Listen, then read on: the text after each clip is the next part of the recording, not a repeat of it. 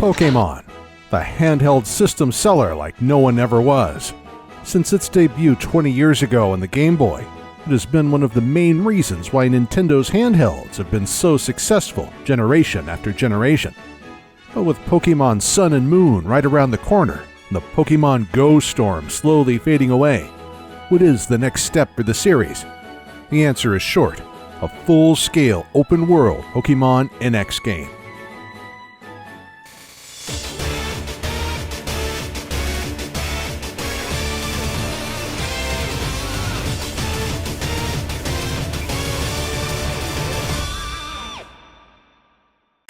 Mario, Zelda, Smash Bros., and Mario Kart. When we think about Nintendo's greatest console system sellers throughout the years, these franchises are sure to show up.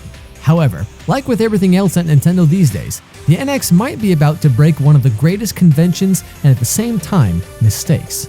Namely, bringing a mainline Pokémon game to a home console or, potentially, a hybrid system. And if we are to believe the Pokémon Company, this is bound to happen at some point in the NX's lifespan.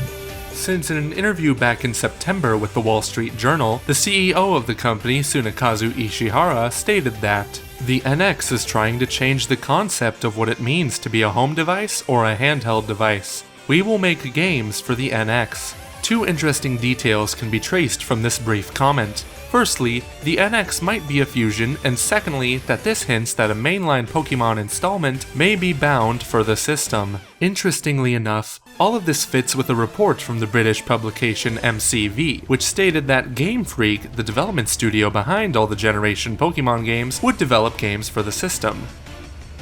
Nevertheless, how could a Pokémon game be on the NX after the Mega Evolution last given to the franchise in X and Y, and now Sun and Moon? The most significant leap will definitely be the transition from 240p to full HD and going from 2.5D perspective to unrestricted 3D. To illustrate, for Pokémon fans, it will be like going from an N64 Plus straight to a PS4. We will let this clip from Pokémon Origins speak for itself. But apart from the resolution matters, the most visible changes might come to the overworld and definitely the gameplay of the series. In other words, Pokémon might face some of the issues that other JRPGs, such as Final Fantasy, have done prior to them. The two we want to look specifically at in this video are going full open world and the turn-based battle system. This might force some serious changes to the series, such as how we explore, encounter, and fight in the given region in which the game will take place.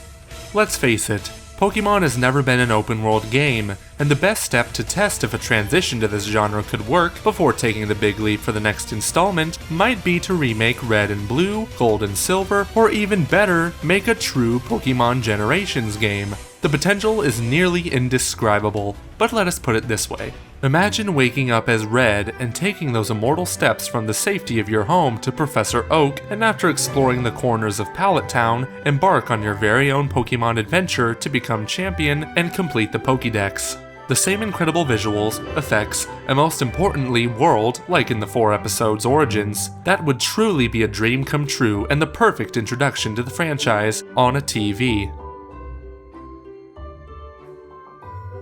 Let us talk about exploring the world. In past Pokémon games, you have been exploring specific routes, warping between areas, or sailing the sea on water Pokémon. Most often, the prime objective was to get to the next gym in order to claim another badge. What is likely to change in a Pokémon NX installment is that the world outside of towns will likely be drastically different and vast.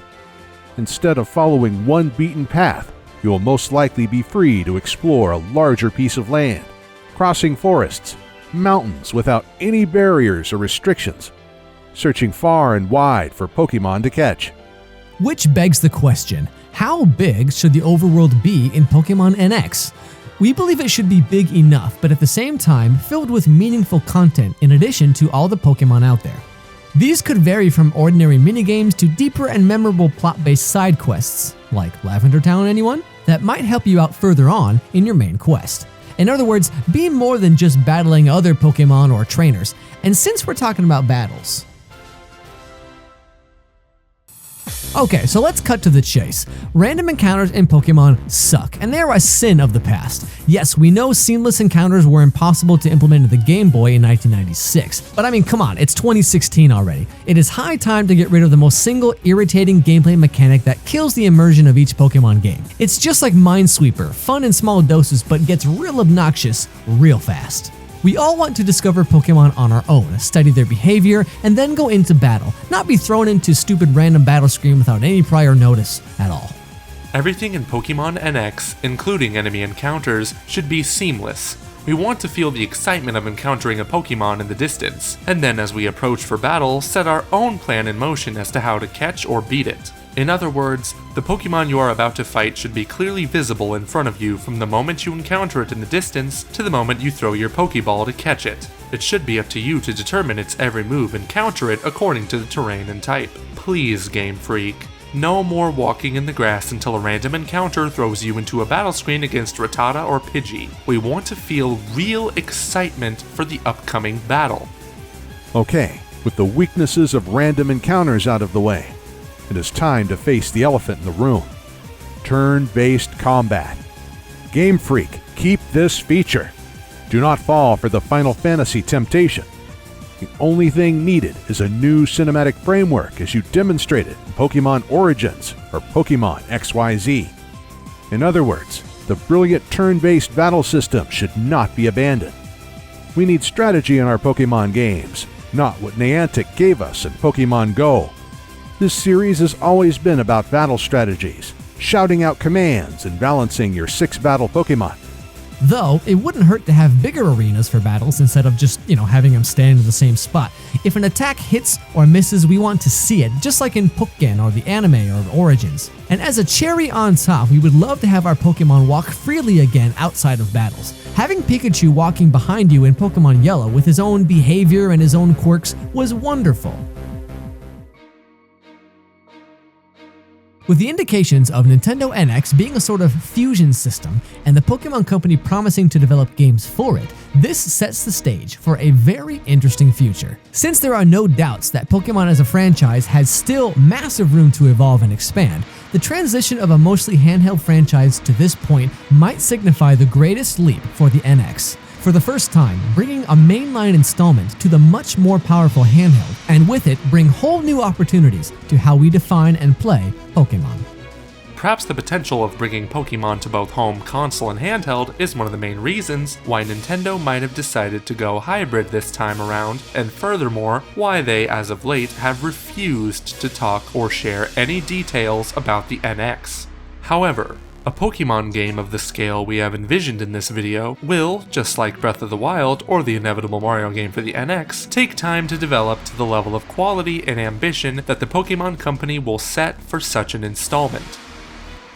The completion of the development of Sun and Moon gives room for a revolutionary Pokemon NX title. Even then, it is probable that bringing the franchise from core handheld to a powerful hybrid system might result in the game first coming out in 2018, possibly even 2019.